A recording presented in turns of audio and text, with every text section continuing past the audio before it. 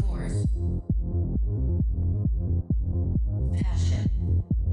LVMH, c'est l'empire du luxe à lui tout seul, le porte-étendard du savoir-faire à la française, comme aime le décrire son fondateur. Vous voyez le village des irréductibles Gaulois assiégé par les Romains? Eh bien Bernard Arnault, il se présente comme Vercingétorix. Sauf qu'en plus de mettre une raclée à ses concurrents, il s'est mis à les piller à coups de manipulation, de trahison et de liasses de billets. Il protège vaillamment la seule entreprise française du top 100, entourée des géants américains et chinois. Et encore plus impressionnant, depuis une dizaine d'années, le résultat de LVMH double tous les 4 ans. Imaginez, vous possédez l'une des entreprises les plus importantes du monde. Votre premier concurrent réalise à peine la moitié de votre chiffre d'affaires, et pourtant, vous arrivez à soutenir une croissance à 2 chiffres en pleine crise mondiale. Dans cette vidéo, je voulais analyser ce qui a fait le succès de Bernard Arnault, et comment est-ce qu'il a réussi à devenir l'un des hommes les plus puissants de la planète en partant de rien. En réalité, vous verrez qu'il ne part pas vraiment de rien, puisque papa était déjà un entrepreneur millionnaire lorsqu'il a débuté. Mais ça reste passionnant de comprendre comment il a littéralement dévoré ses concurrents à coups de techniques extrêmement agressives, dignes des plus grands films hollywoodiens. Parce que LVMH, c'est avant tout l'histoire d'un visionnaire de génie, capable de manipuler et de mentir pour construire en quelques années un mégalodon qui a tout dévoré sur son passage. Avant de parler de LVMH, il faut comprendre ce que représente vraiment ce groupe. Alors LVMH, il vient du nom des 3 familles fondatrices. Louis Vuitton, qui crée des malles de voyage révolutionnaires au début des années 1800, Mouette, aujourd'hui appelée Mouette et Chandon, qui produit du champagne depuis 1743, et Hennessy, qui a été fondée en 1765 et qui dispose des plus importantes réserves de vieux cognac au monde. Et la réunion de ces 3 marques prestigieuses au sein de LVMH, elle ne date que de 1987, et ce sera le catalyseur du monstre que l'on connaît aujourd'hui. Pourquoi je vous parle de monstre? Parce que voilà à quoi ressemble aujourd'hui la galaxie LVMH. Le nombre de marques prestigieuses est absolument vertigineux. Il y a plus de 70 marques, et pourtant elles sont concentrées seulement sur 5 métiers principaux. La mode et la maroquinerie, la distribution sélective, les parfums et cosmétiques, les vins et spiritueux, et les montres et bijoux. Alors comment est-ce que Bernard Arnault, qui n'appartenait même pas à l'une des 3 familles fondatrices et qui n'avait rien à voir avec le monde du luxe, a pu s'accaparer ce trésor? En réalité, il n'a même pas commencé dans le monde du luxe, parce qu'en sortant de Polytechnique, il démarre dans l'entreprise de BTP de son père. Il commence par un échec, puisqu'il essaie d'exporter en Amérique son entreprise de promotion immobilière, mais il se prend de plein face le business dur à l'américaine. Mais c'est surtout là où son storytelling commence à prendre forme. Écoutez l'histoire qu'il véhicule partout pour expliquer le début de LVMH. Un jour, dans un taxi new-yorkais, le chauffeur aurait dit à Bernard Arnault qu'il ne connaît pas le président de l'époque, mais par contre, il connaît Christian Dior. C'est l'électrochoc qui lui ouvre les yeux sur le potentiel des marques du luxe français. Alors c'est une belle histoire, mais c'est surtout là où il commence à mettre en place sa stratégie. Et là, il arrive à convaincre l'État français de lui céder pour une bouchée de pain le groupe en difficulté Boussac. Boussac, il est en difficulté, mais surtout, il possède l'entreprise Christian Dior. Dans ce groupe, il y avait un certain nombre de marques dont Dior a très fort potentiel, et pour galvaniser les troupes, pour essayer de les emmener vers quelque chose d'extrêmement motivant, il leur a dit on va essayer d'être le premier et de faire en sorte de devenir le premier groupe de luxe au monde. Ce que je n'ai peut-être pas dit, c'est que je ne savais absolument pas comment on allait faire. Et pour pouvoir s'approprier Boussac, il s'engage à relancer les activités de la maison et à sauvegarder les emplois. Bien entendu, il fit tout le contraire. Il licencia 9000 personnes et empoche 500 millions de dollars en revendant les entreprises qui ne sont pas rentables. Et c'est après ce tour de passe-passe qu'on le surnommera le loup de Cachemire. Une des théories que j'aime beaucoup de l'économiste Porter, c'est la théorie des avantages concurrentiels. Elle explique simplement que pour réussir dans un marché concurrentiel, il faut avoir un avantage comparatif qui le distingue des autres. Et l'avantage de Christian Dior, il est énorme. C'est l'héritage de l'histoire de France.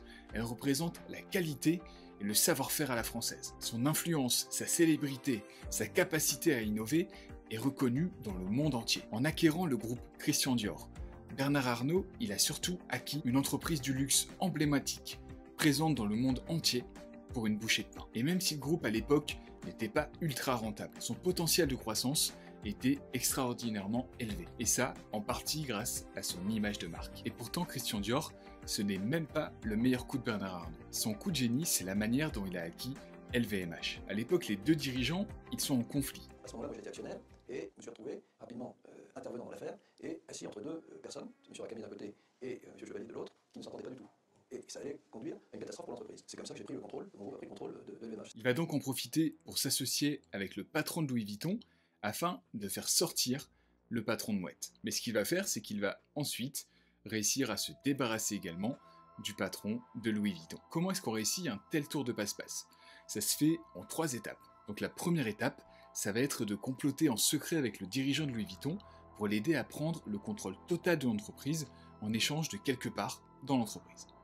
Une fois que c'est fait, on fait la même chose avec le gérant de Mouette. Et maintenant qu'il avait accumulé suffisamment de parts dans l'entreprise, il n'y avait plus qu'à aller voir le Crédit Lyonnais pour emprunter plusieurs millions d'euros afin de faire une OPA sur le groupe. Une OPA, ça consiste à faire un appel d'offres à tous les petits actionnaires pour leur proposer de racheter leurs parts. C'est comme ça qu'on devient le gérant majoritaire et qu'on peut accompagner les autres vers la sortie. Et en 1990, il est enfin le gérant officiel de Louis Vuitton, Moët & Chandon et Hennessy. Et maintenant qu'il est le seul maître à bord, il peut mettre en place sa stratégie qui fera passer le groupe de 10 entreprises en 1987 à plus de 70 aujourd'hui. Et pour faire ça, c'est simple, il dépense des milliards d'euros pour racheter les leaders européens dans les 5 domaines qu'on a vus plus tôt. L'entreprise aujourd'hui, elle est ultra rentable. Ses bénéfices, ils sont passés de 1,4 milliard à 12 milliards en 15 ans. Et la raison principale, c'est probablement Louis Vuitton, qui est une vraie cash machine pour le groupe LVMH. Pourtant, Louis Vuitton, c'est seulement un quart du chiffre d'affaires de la marque, mais il représente presque 50%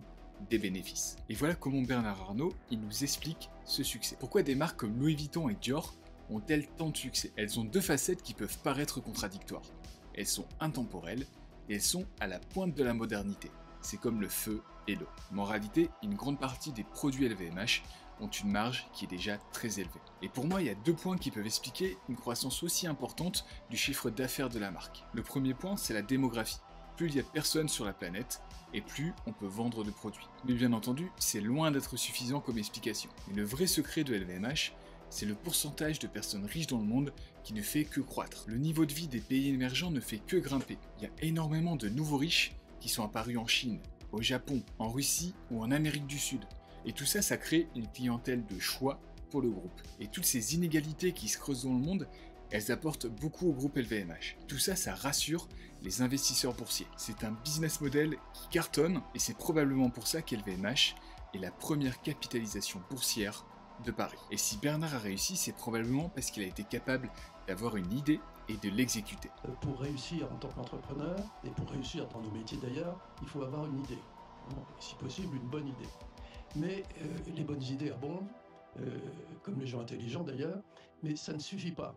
Et pour réussir en tant qu'entrepreneur, le plus important, c'est d'arriver à mettre l'idée en œuvre. Organiser ses idées, ce n'est pas forcément quelque chose de simple. Que l'on souhaite écrire un livre, lancer son entreprise ou développer simplement un projet, les idées, elles viennent et elles s'évaporent en quelques instants. Aujourd'hui, il y a des milliers d'informations disponibles pour notre cerveau et tout ça finalement, ça devrait être une source intarissable d'idées pour notre projet. Mais pourtant, le phénomène de paralysie décisionnelle entre en action. Dans les faits, nous avons trop de choix possibles et cela nous empêche de prendre une décision. La surcharge d'informations est tellement accablante qu'elle peut nous rendre anxieux ou incertains de la meilleure option à choisir. Et dans ma vidéo « Comment organiser ses notes et ses idées sur Evernote », je vous présente ma méthode pour organiser mes idées, en me basant sur 2 piliers que j'ai tirés du système d'Henry Ford pour essayer de contrer ce phénomène. Alors c'est vrai qu'on dit souvent que Bernard Arnault, il a réussi parce qu'il a démarré avec des millions d'euros.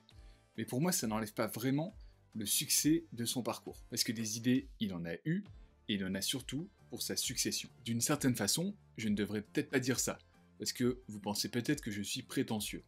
LVMH, c'est un monument français, parce que ce groupe, il représente la France dans le monde entier. Les gens connaissent mieux le nom de Louis Vuitton, Christian Dior ou Dom Pérignon que tout le reste. Nous pensons qu'il est important que ce groupe, à long terme, soit contrôlé par une famille française. Et c'est pour ça qu'il a placé ses enfants à des postes stratégiques dans l'entreprise. Delphine Arnault a été nommée PDG de Christian Dior. Antoine, il est directeur général de la holding Christian Dior.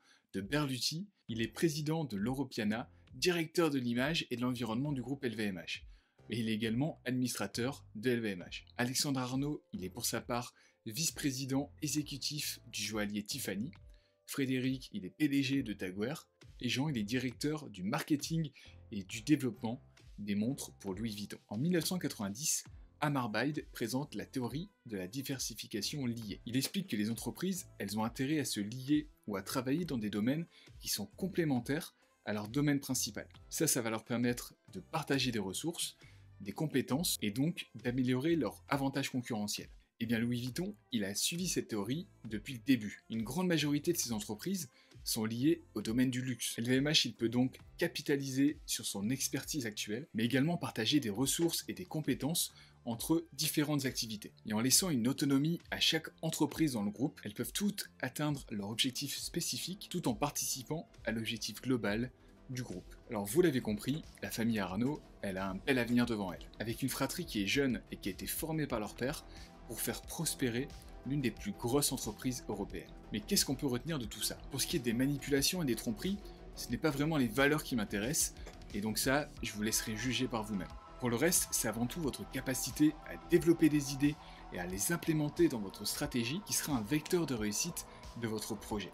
Et tout ça, ça commence par notre capacité à s'organiser. Et pour vous améliorer, il existe beaucoup de livres ou de formations dans le domaine. Je vous en ai mis quelques-unes en description de cette vidéo, ou sinon vous pouvez simplement regarder quelques vidéos de la chaîne où j'essaie de vous partager des astuces sur le sujet. Et si vous avez apprécié la vidéo, vous pouvez simplement la liker ou mettre un petit commentaire, ça donnera de la visibilité à la chaîne et ça motive pour la suite. Merci.